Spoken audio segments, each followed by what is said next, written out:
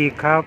พาเพื่อนๆมาเบิ่งผีป่าสาเก่าทุกคนเพื่อนๆมองเห็นบ่อข้างหน้าเป็นเกาะกลางแม่น้ำทุกคนแต่ก่อนก็เอิ่นว่าผีป่าสาเก่าเนาะพอมาหลังๆเขาก็เอิ่นเกาะแก้วทุกคนเพราะว่าเขากับค่อนข้างอยู่กลางแม่น้ำเนาะเขาก็เลย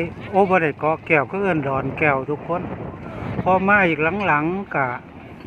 เขาก็เลยมาเอิ่นว่าเป็นเกาะแก้วทุกคนให้มันฟังละให้มันดูเพราะขึ้นเนาะเขาก็เลยเปลี่ยนมาเอิ่นเป็นเกาะแก้วทุกคนก้มจริงสมัยก่อนก็เป็นผีป่าสาแล้วทุกคนเพื่อนๆมองเห็นบ่เป็นปลานะผมดึงภาพมาเป็นปลาหน่อยหนึ่งเนาะทุกคนสมัยก่อนกว้างเลยทุกคนแต่ว่าเขาโดนน้ำซ้อทุกปีเนาะซ้อปีละเม็ดครึ่งเม็ดก็เหลือเพียงน้อยเดียวเองทุกคนเพื่อนๆมองเห็นบ่นี่มองอันนี้ทุกคนนี่มองเป็นเห็ดสะพานนี่คนโดนเดินนี่ทุกคนแต่ก่อนนั้นมีต้นไม้ใหญ่ที่ทุกคนต้นไม้บักใหญ่หนึ่งประมาณ3 คนโอบแล้วทุกคนสมัยก่อนสมัยผมยังบ่ทันใหญ่ปานใดเนาะก็มีต้นไม้บักใหญ่หนึ่งทุกคนตัวนี้น้ำซ้อไปซ้อมาตัวนี้เขาล่มทุกคนพอเขาล่มปั๊บตัวนี้เขาก็ตายทุกคนสู้มือต่อก็บ่เหลือเนาะเพราะว่าน้ำพัดน้ำยังเขาตายแน่ต่อเตือก็เสียหมดก็เลยบ่มีเนาะทุกคนก็พาเพื่อนๆมาเบิ่งไอ้เกาะแก้วดอนแก้วหรือว่าเป็นผีป่าสาเก่าเนาะคนรุ่นเก่ารุ่นแก่เพื่อนๆว่าผีป่าสาเก่าแต่โบราณเนาะยามคนตายคนหยังเพิ่นก็เอาคนมาเผาผีอยู่ในนี่แล้วทุกคนในผีป่าสาหรือคนในหมู่บ้านยามมันก็อยู่เป็นไกลวัดทุกคนผีป่าสาเนี่ยเขาจะอยู่ไกลวัดนี่ทุกคนนี่ตรงนี้ก็เอิ้นผีป่าสาเนาะเออน่ะเห็นบ่ไอ้หน้าเพิ่นก็บอกว่าคนตกน้ำตายยังสมัยก่อนเขาก็ฝังอยู่นี่แหละทุกคนเพราะว่าคนทางใดฮะตาย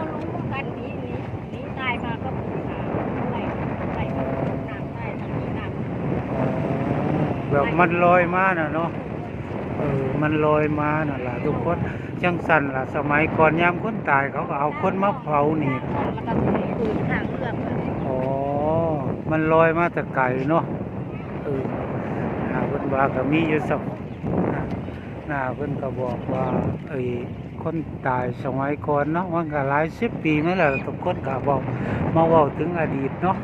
แต่คนแบบคนตายปกติจังสี่เนาะทุกคนแต่คนตายปกติจังสี่เขาก็จะเอามาเผาในผีป่าสาเนาะแต่ก่อนเขาก็บ่ได้คับแคบจังสี่เขาก็ค่อนข้างกว้างเนาะทุกคนมาบอกให้เพื่อนๆได้ฟังเนาะโซเมอร์ก็เหลือบ่กว้างแล้วน้ำซ้อทุกปีละเม็ด2 เม็ดก็เหลือน้อยเดียวเองทุกคนนอกจากสมัยก่อนถ้าเกิดคนตายโหงคือตายบ่ปกติเนาะทุกคนโดนผ่าพาหรือว่ารถต่ำตายหรือตายหยังก็สร้างทุกคนที่ตายบ่ปกติเนาะเขาก็จะเอามาถมไว้ประมาณ3 ปีแล้วทุกคนแล้วเขาก็พอครบกำหนด3 ปีจากมือที่ฟังไปนะเขาก็จะไปญาติพี่น้องเพิ่นก็จะไป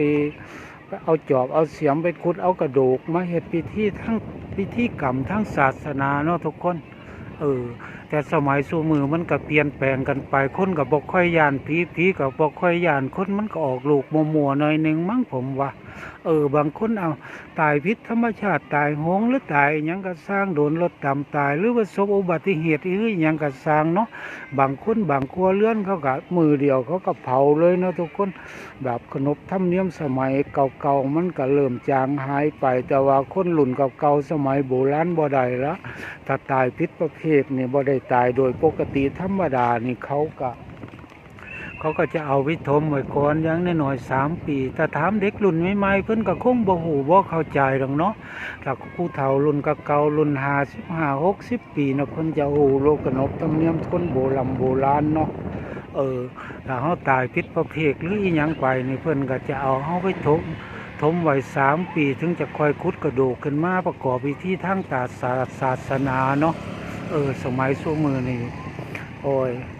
หาลังเทื่อตายมือเดียวก็ตายผิดปกติตายโหงตายหยังก็สร้างเนาะก็ทางเทื่อมือเดียวเพิ่นก็เอาไปเผาแล้วทุกคนขนบธรรมเนียมประเพณีเก่าๆก็เปลี่ยนแปลงกันไปเนาะ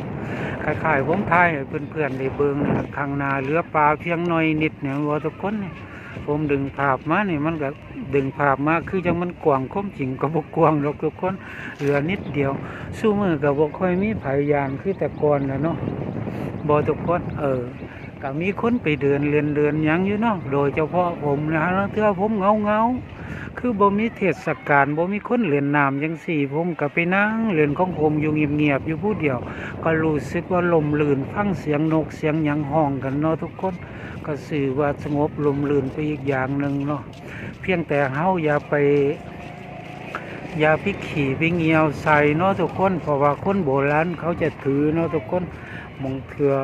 มองคนตายหรือมองเขาเผาคนนี่หาเถื่อผีตนนั้นอาจจะลายเนาะทุกคนคือจังว่าผีแห้งเด้อมองนั้นอย่าไปมองนั้นมองนี้เด้อผู้เฒ่าผู้แก่เขาจะบอกกกไม้มองนั้นกลางค่ำกลางคืนจะมีคนมานั่งจะมีผีมานั่งอยู่เด้อกกมันนะกกไม้มองนั้นมืดแล้วก็อย่าเดินผ่านเด้ออย่างสันเนาะผู้เฒ่าผู้แก่สมัยโบราณเขาจะเว้ากันผมเลยบอกถ้ามีเพื่อนๆผู้ใดมาเที่ยวมาหยังเนาะถ้าได้เบิ่งคลิปผมอีหยังจังสี่กะอย่าเขาวิขี่วิเงียวในป่าซาเด้ออย่าเขาวิขี่ใส่ป่าเด้อห้องน้ำเพิ่นก็มีอยู่ทางวัดเพิ่นก็จัดสรรให้อยู่เนาะเฮาก็สามารถไปขี่ไปเงียวในห้องน้ำห้องส้วมวัดใดทุกคนเพิ่นก็มีจัดสรรให้ล่ะนั่นทุกคนเห็นว่าผมดึงภาพมานะผมดึงภาพมาเพื่อนๆจะเห็นบ่พุ่มใหม่ฟังซ้ายมือมองนั่นจะมีห้องน้ำอยู่ทุกคนหลายห้องอยู่เด้ทัดนั่นไปก็จะมีห้องน้ำอีกทุกคนฟังซ้ายมือเพื่อนๆมองเห็นบ่เขาบ่จำเป็นขึ้นไปบนวัดก็ได้ทั้งวัดเพิ่นจัดสรรห้องน้ำไว้ให้อยู่ทุกคนเฮาบ่จำเป็นต้องเดินเข้าไปขี่ไปเงียวในป่าเนาะบางเทื่อเอาสมมุติว่าเฮานอนอยู่จังซี่ทุกคนมีคนมาขี่มาเงียวใส่ตัวเฮานี่ความรู้สึกของเฮาจะเป็นจังไดแม่นบ่ทุกคนมันความรู้สึกมันจะบ่ดีเดิทุกคนแม่นบ่คือจังคนตายแล้วบางคนแฮงออกข่าวทีวีบ่อยๆแม่นบ่ทุกคนออกข่าวทีวีบางคนไปขี่ไปเงียวใส่หมองเขาคนตายหยังจังซี่บางเทื่อเขาตามมาอาฆาตมาหยังบ่เชื่อก็อย่าลบหลู่เด้อทุกคนของที่สายตาเฮามองบ่เห็นอย่าบ่เชื่อก็อย่าลบหลู่ดิทุกคนก็ออกข่าวสารบ่อยๆออกทีวีบ่อยๆดิบางเทื่อเฮาไปขี่ไปเงียวใส่หมองที่เขาถมคนตายไว้บางเทื่อเฮาบ่ฮู้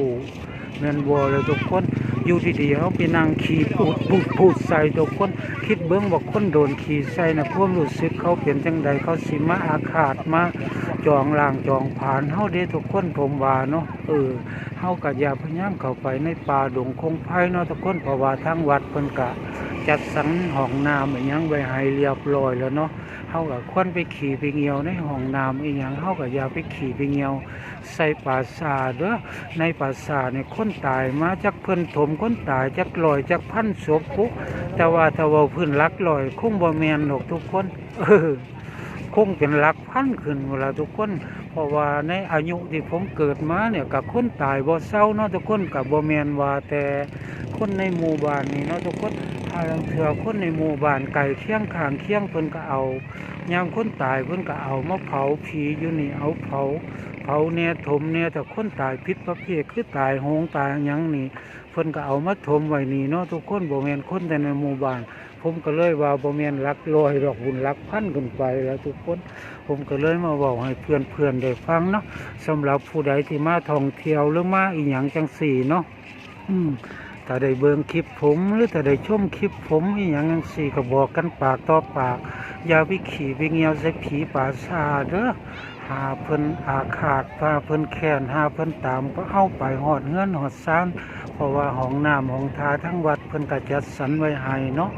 ผมในฐานะในคนในพื้นที่เนาะผมก็มาเว้ามาหยังให้เพื่อนๆได้ฟังเพราะว่าก่อนหน้านี้ฝนเคยตกน้ำเคยท่วมอยู่เนาะฤดูน้ำหลากนะทุกคนผมก็เคยเอาเหือมาขนผีในป่าซ่าแล้วทุกคนขนผีในป่าซ่าเขาไปอยู่ในวัดผมก็เอาเหือมาขน2 รอบ 3 รอบคุณล่ะทุกคนผมก็มาขนกลางเว้นดอกทุกคนหาลังเทือกลางคืนเนี่ยผมก็มาดูโพดเนาะแต่ว่า